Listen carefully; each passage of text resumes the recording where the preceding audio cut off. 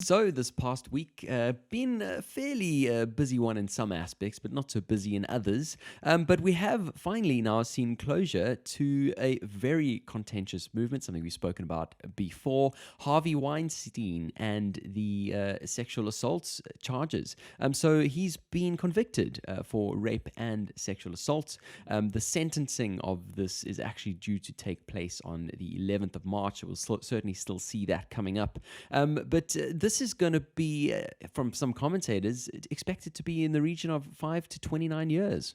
Yeah, without a doubt. And this is kind of the premier case that kind of launched the Me Too movement across the world. So it's really a big deal for females standing up for themselves and kind of fighting against sexual harassment. Harvey Weinstein is a big name movie producer in LA and in the States, and there's a lot of drama behind his career now, and he's kind of been really dragged through the mud as it goes, as that first example of someone who's finally found guilty for his charges. So interesting to see what's going to happen with him.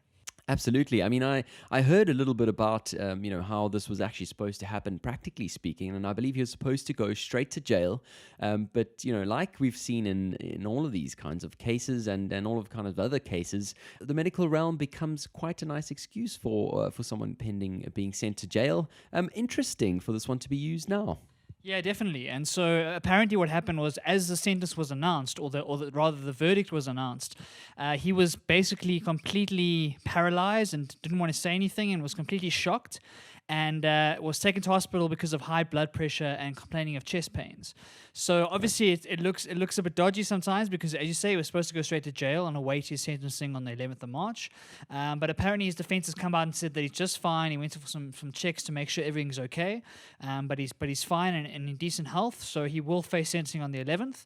And so we have to wait and see what happens there. I think the sentencing, like between 5 and 29 years, is a huge range. So we have to wait and see where on that range he's going to sit. But I think for the sixth woman who kind of testified and kind of got up there and made their case, I think it's justice for them, and really exciting for what this is going to set the precedent for sexual harassment in the future.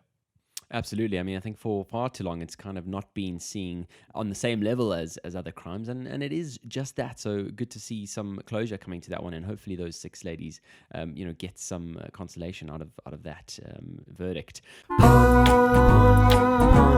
Across the pond.